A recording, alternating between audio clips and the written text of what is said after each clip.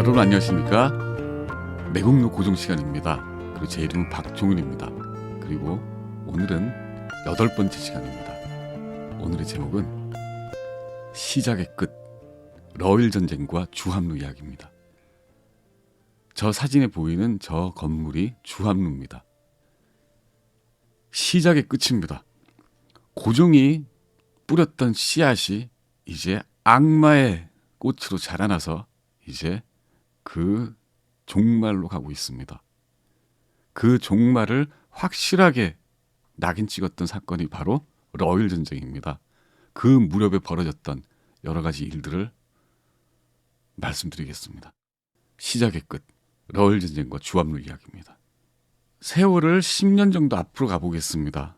가보년, 1894년 가보년은 굉장히 이 땅의 근대에 굉장히 의미가 있는 해입니다. 여러 가지 일들이 벌어졌죠. 국내적으로는 동학 농민 전쟁이 벌어졌습니다. 청일 전쟁이 바로 이 땅에서 벌어졌습니다. 일본이 청일 전쟁에 승리를 하고 제국주의가 급속하게 이 땅에 침투하게 되는 게 1894년의 동학 농민 전쟁이었고 청일 전쟁이었습니다. 다 아시다시피 동학 농민 전쟁은 그 당시 구한말의 모든 모순이 한꺼번에 폭발했던 그런 밀란이었습니다. 그 밀란의 원인인 모순을 제거할 생각을 하지 않고 눌러버리고 감추려다가 벌어진 게 청일전쟁이었습니다. 모든 모순이 해결되지 않고 그 상태에 외세가 들어온 겁니다. 골물대로 골문대에다가 소금을 더 뿌리는 그런 고통스러운 나날이 시작이 된 거죠. 그게 바로 이 지난 시간에 보셨던 이 그림입니다. 약해 빠진 늙은 조선이라는 왕국을 일본과 러시아가 양쪽에서 허리를 졸라매고 있는 이 장면입니다. 그 나라를 지도하고 있던 지휘부에서는 위기 때마다 국가를 버리려고 했습니다. 지난 시간에 말씀드렸던 소위 말하는 팔관파천 이야기였습니다. 그 중에 유일하게 성공했던 게 러시아 공산으로 고종이 도망을 갔던 아관파천이었죠. 그러면 러일 전쟁과 주함루로 상징되는 황제 고종이 만든 대한제국 시대 때 그가 뿌렸던 씨앗이 어떤 식으로 꽃이 피어서 악취를 풍기며 종말을 맞고 있는지 설명을 드리겠습니다. 창덕궁 후원입니다. 정해진 시간에 단체로만 관람이 가능하고 물론 가이드를 따라다니면서요. 일주일에 한 번 자유롭게 출입할 수 있을 뿐입니다. 그만큼 아름다운 곳이고 왕실의 은밀한 곳입니다. 그런데 1904년 5월 6일 지금 보시는 사진처럼 일본군이 우글우글거리며 사람들이 가득 찼습니다. 이 사람들의 거의가 일본 군인입니다. 일장기와 당시에 만들었던 태극기가 교차돼서 걸려 있습니다. 끔찍한 사진입니다. 석 달 전에 터졌던 러일 전쟁에서 일본 육군이 구련성이라는 곳에서 러시아군과 맞붙어서 첫 승리를 거둡니다. 바로 그 승리를 기념하는 승전 기념 파티 기념사진입니다.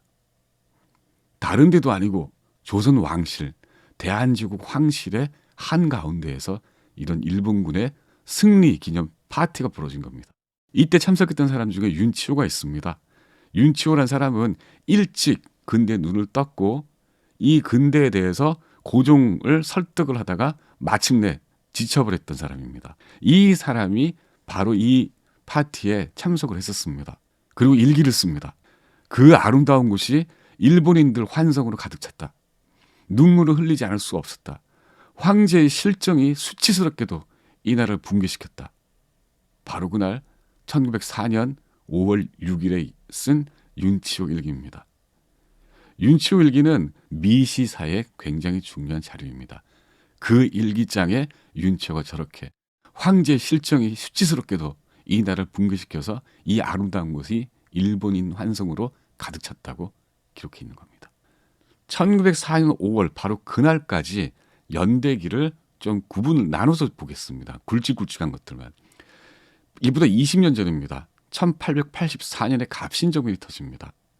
서울 북촌에 살고 있던 눈띈 개화된 노론 젊은이들이 근대화를 요구하고 청으로부터의 독립을 주장하며 갑신정변을 일으켰습니다.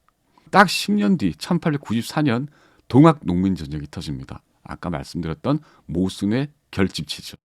9년 전인 1895년 왕비 민씨가 일본인들에 의해서 피살됩니다. 암살이 되죠. 외교 정책을 친너냐 친일이냐 친청이냐 갈등을 하고 있다가 그런 천인공날 일이 터져버리고 말았습니다. 그리고 8년 전 1896년에 러시아 공사관으로 고종이 도망을 가버리죠. 그리고 딱 1년 있다, 정확하게 1년 있다 돌아와서 8달 더 지난 뒤에 대한제국을 고종이 건국을 합니다. 1894년 이후 1904년까지 여기를 사람들은 잃어버린 태평성대라고 부릅니다. 그때까지 청일전쟁 이후 국력이 고갈된 일본, 만신창이가 된 청나라, 만주와 시베리아 공략에 정신이 없었던 러시아, 이 세 나라들 사이에 공백이 있었습니다. 그 공백 기간 동안 고종이 이끄는 조선 정부, 대한제국 정부는 마음만 먹는다면 그 나라를 완전히 뒤집어 엎을 수 있는 그런 시대였습니다. 간섭이 없었으니까요. 우리가 쭉 이때까지 봐왔던 것처럼 그 앞에 몇 년 사이에 있었던 개혁을 고종은 완전히 물어 돌려버리고 자기의 권력을 강화했습니다.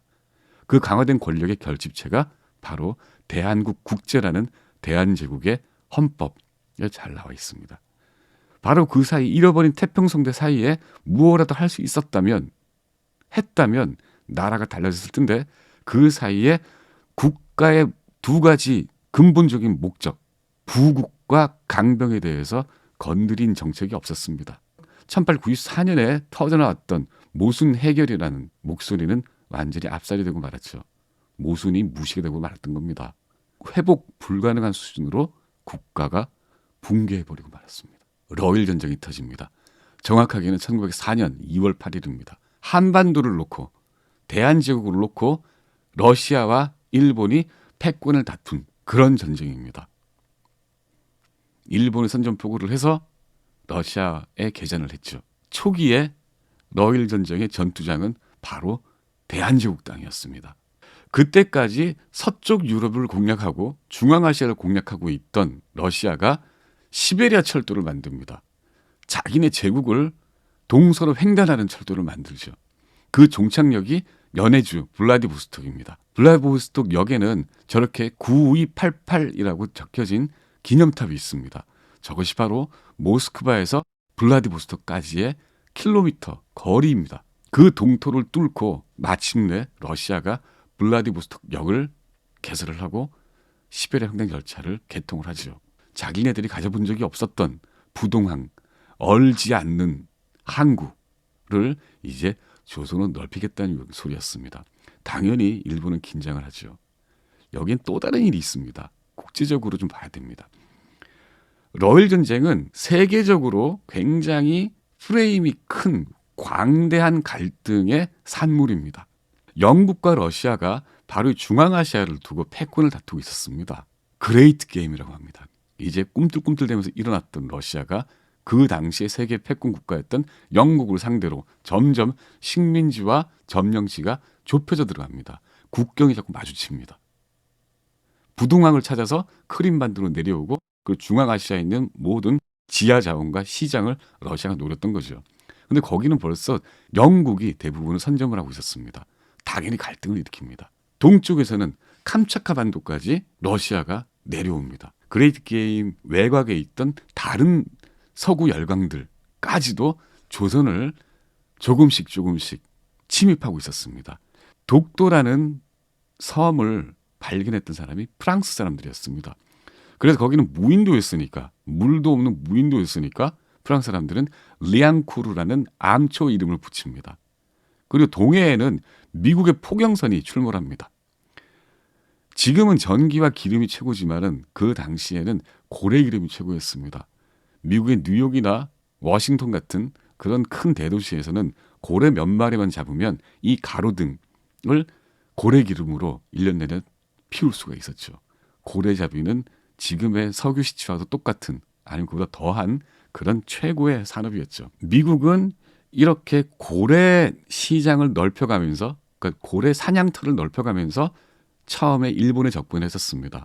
더 밑으로 내려가기 위해서는, 더 남하하거나 서진하기 위해서는 중간 기착지가 필요한데 거기서 증기기관에 땔감도 넣고 물도 식량도 보충할 수 있는 그런 중간 기착지로 일본을 처음에 택했었습니다. 거기서 모든 것을 채운 포경선들이 동해를 휘젓기 시작하죠.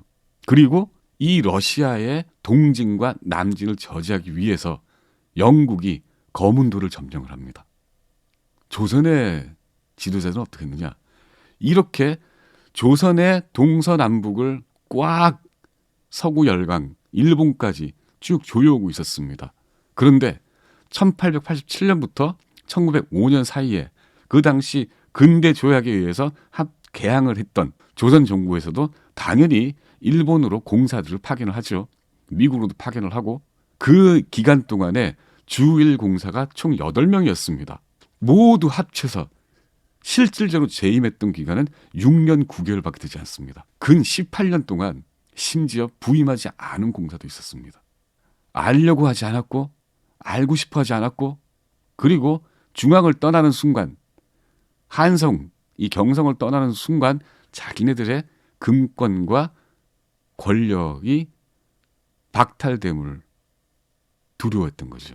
일본 정부에서 무슨 일을 벌이고 있는지 조선에 대해서 어떤 생각을 하고 있는지 알 수가 없었습니다.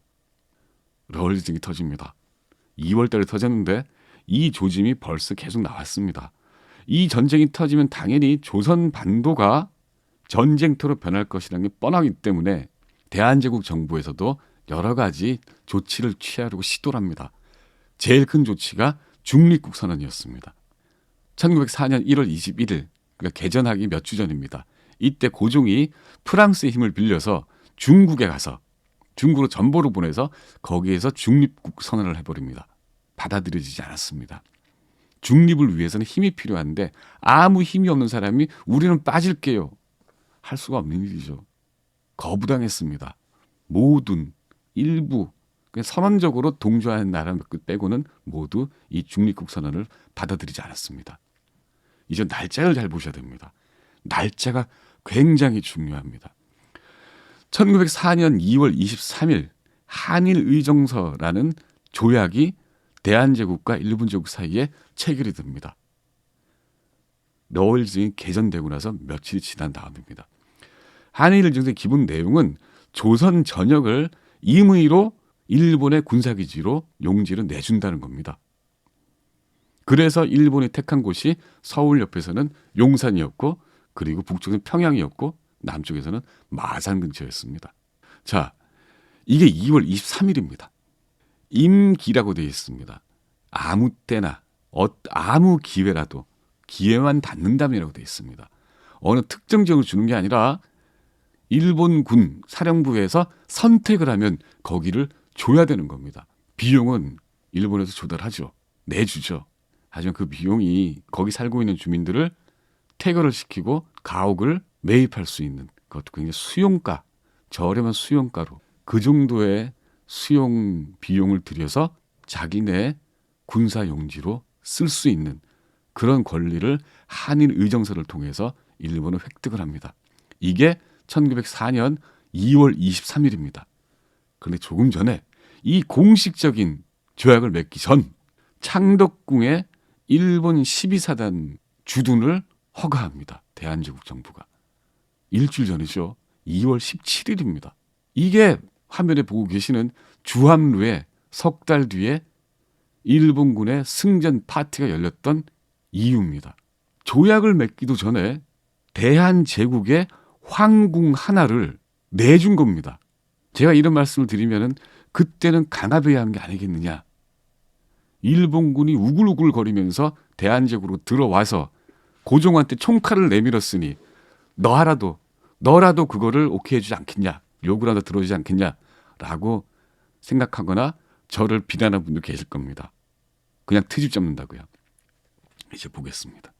조약을 맺고 그 다음 달 3월 20일에 일본 전권대사 이토 히로부미가 고종을 아련합니다. 제가 고종을 매국노라고 부르는 첫 번째 행동이 나옵니다. 자, 보통 이렇게 국가 대 국가, 특히 전권 대신급이 오면은 서로 간에 국서를 봉정을 합니다. 국서를 봉정을 합니다. 그러면 이 국서가 지금도 마찬가지지만 국서가 최고위 지도자한테 들어가기 위해서는 바로 이 하드카피를 주는 것이 아니라 그 밑에 있는 비서실이 됐든 무엇이 됐든 외무부가 됐든 거기에서 접수를 하고 사본을 만들어 놓고 그리고 최고 지도자에게 그 대통령이 됐든 누가 됐든에게 봉정을 하는 거죠.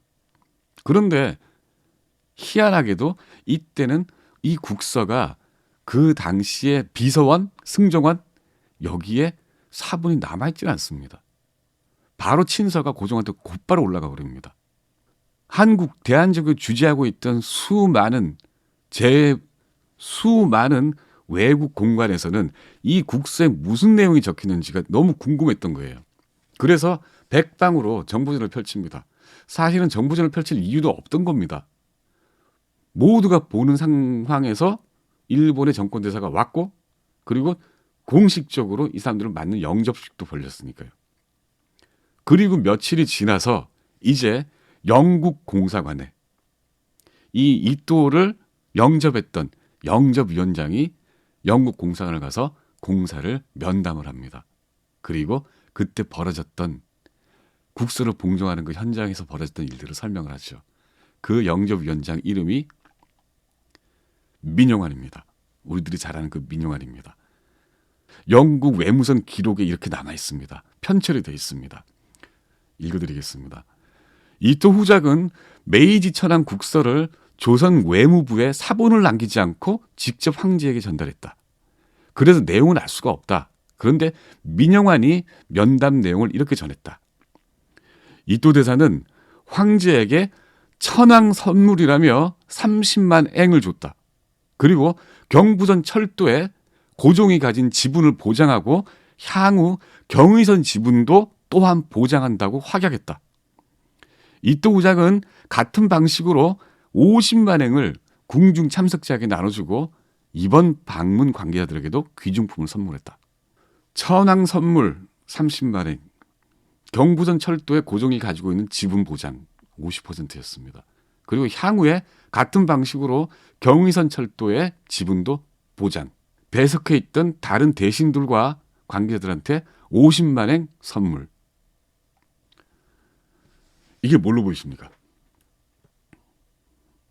뇌물입니다. 사후 뇌물입니다. 아니 30만 앵은 임금 기준으로 할 때 2010년 한국은행 통계와 비교해 보면은 이 당시에 30만 앵은 250억 원입니다.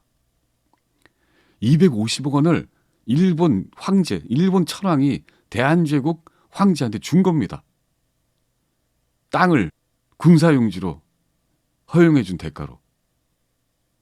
그뿐만 아니라 자기네들이 만들 경부선 철도, 앞으로 자기네들이 또 만들게 될 경의선 철도, 여기에 대한 지분, 기존의 고종이 이것들을 처음에는 미국, 나중에 일본으로 이렇게 넘겨줄 때 자기가 받았던 50%의 지분을 그대로 인정을 해줬다는 겁니다.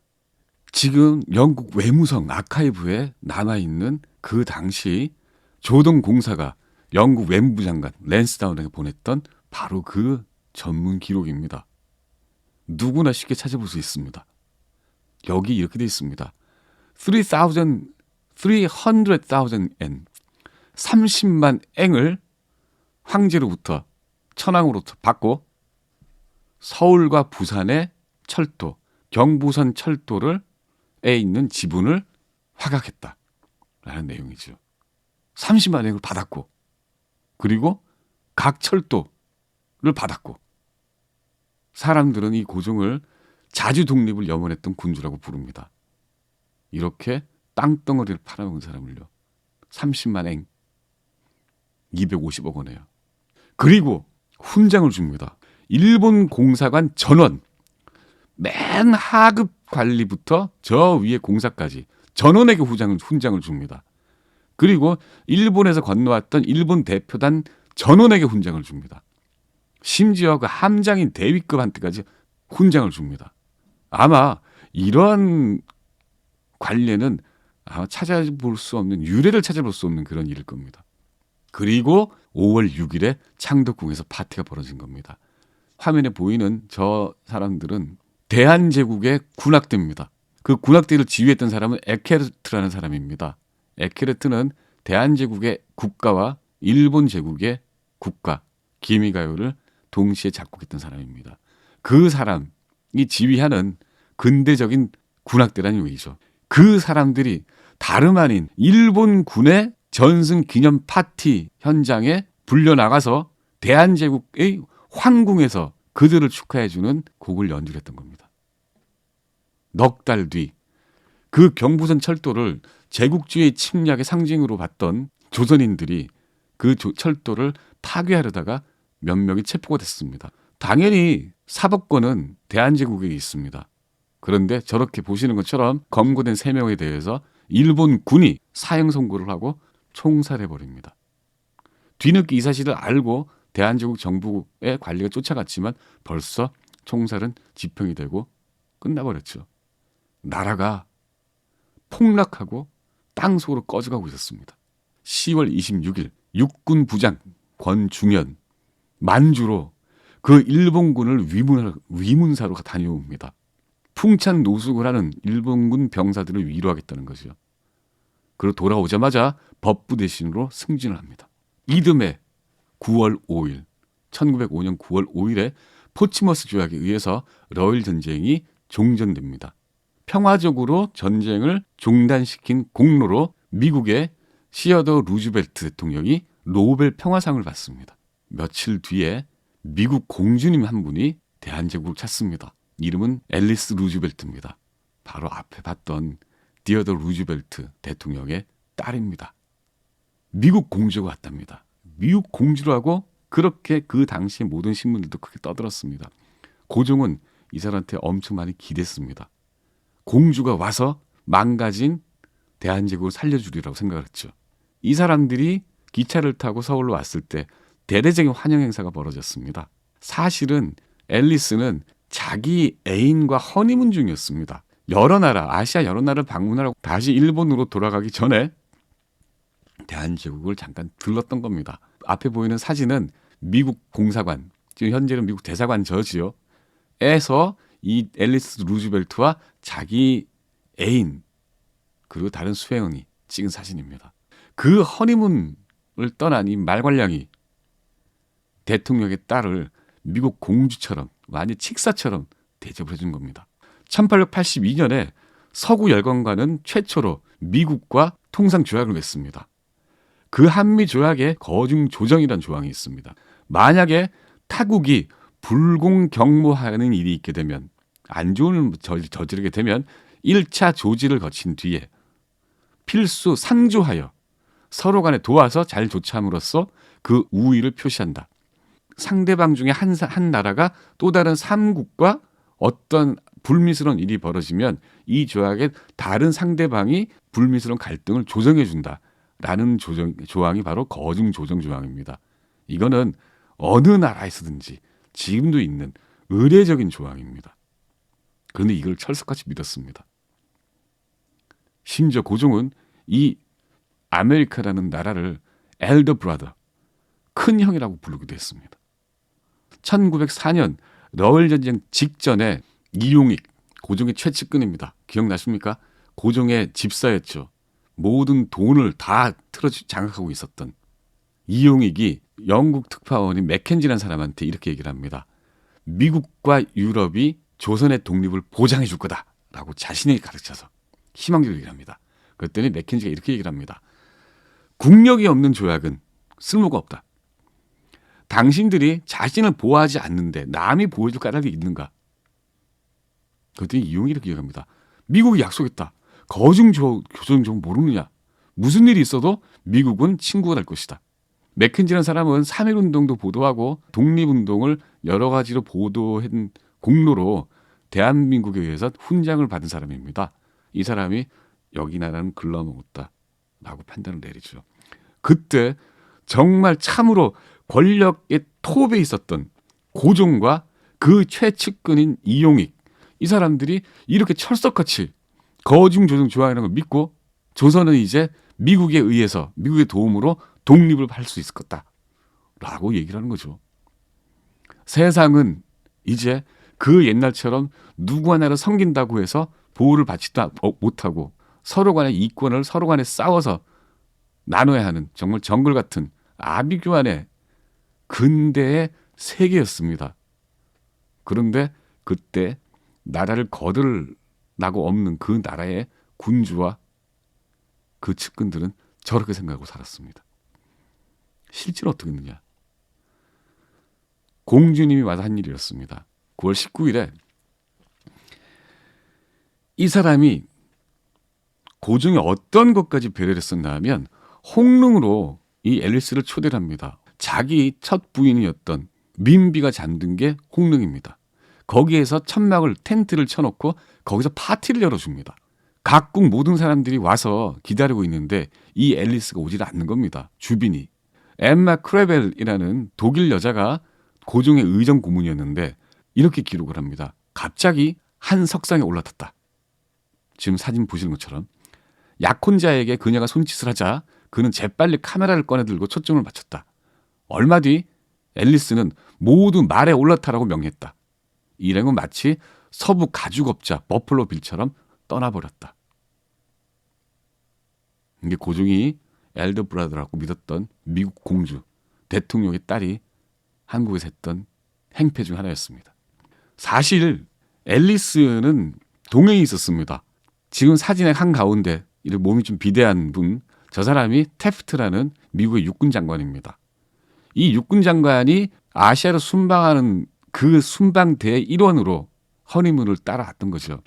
근데 한국에 오기 전, 한참 전에 이미 이 태프트는 일본에서 일본 총리 가츠라와 함께 밀약을 나눈 게 있었습니다. 밀약까지는 아니고 밀담을 나눴습니다. 그게 우리가 어릴 때 고등학교 때 배웠던 카스라 태프트 밀약이라는 겁니다. 사실은 밀약은 아닙니다. 둘이 간에 서로 간에 이러면 어떠하냐라는 어떤 비망록 같은 건데 거기에서 서로 간에 양해를 했던 겁니다. 오케이, 미국은 너네는 필리핀 쪽에 관심이 있다며, 그리고 일본 너네는 조선에 관심이 있다며 서로 간에 모른 척하자. 이 정도였죠. 하지만 어찌됐든 그 당시에 루즈벨트 정부에서는 조선을 탐탁치 않게 여기고 있었고 조선에서는 자기네들이 챙길 이권이 없다고 생각을 했고 이거는 차라리 일본한테 넘겨주는 게 이 아시아의 질서를 유지해 좋을 것이다 라고 판단했을 정도입니다. 맥켄지와 이용이 나눈 대화에서 보셨던 것처럼 루즈벨트 또한 똑같았습니다. 자기가 지킬 힘도 없는 나라를 우리가 왜 도와줘도 되냐, 그런 생각을 가지고 있었거든요.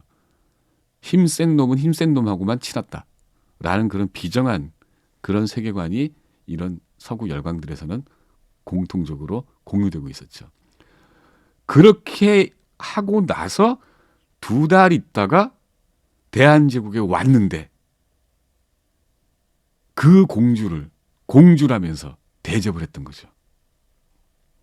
그리고 공주가 떠날 때, 앨리스가 떠날 때 황제가 선물을 줍니다. 어떤 선물을 줬을까요? 바로 저 사진입니다. 저 사진을 앨리스에게 귀국 선물로 준 겁니다. 그때 미국의 부영사였던 윌러드 스트레이트라는 사람이 있었습니다. 윌러드 스트레이트는 AP통신 기자였다가 조선에 왔다가 얼떨결에 부영사가 됐습니다. 능력이 있었다는 얘기했죠. 이 사람이 이 앨리스를 쭉 수행을 하면서 지켜보면서 나중에 이렇게 기록을 합니다. 루즈벨트 일행은 왔노라 보았노라 그리고 정복했노라. The Roosevelt Party came, saw and conquered. 나폴레옹처럼 왔노라 보았노라 정복했노라. 거만 오만 방자, 조선 사람 눈에는 그렇게 보였습니다. 그리고 미국 사람, 미국의 관리가 봤을 때도 똑같았고요. 땅을 판 대가로, 땅을 넘겨준 대가로 250억 원을 뇌물을 받고 그리고 자기가 확약받은 그 지분을 보장을 받고 그것도 모자라서 그 땅을 차지했던 일본인 전원에게 훈장을 줬던 그런 사람입니다. 자기의 황궁 중에 하나를 그 일본인들에게 병역으로 내준 사람입니다. 거기에서 그 일본인이, 일본 사람들이, 일본의 병사들이 그 땅에서 벌린 전쟁에 승전 파티를 열어줬던 그런 사람입니다. 그런 사람이 뒤늦게 미국 공주에게 읍소를 하면서 자기 나라 살려달라고요? 그 나라를 누가 팔았는데요? 무능하고 이기적인 걸 떠나서 이 사람은 나라를 팔아먹는 겁니다. 저는 이렇게 표현을 합니다.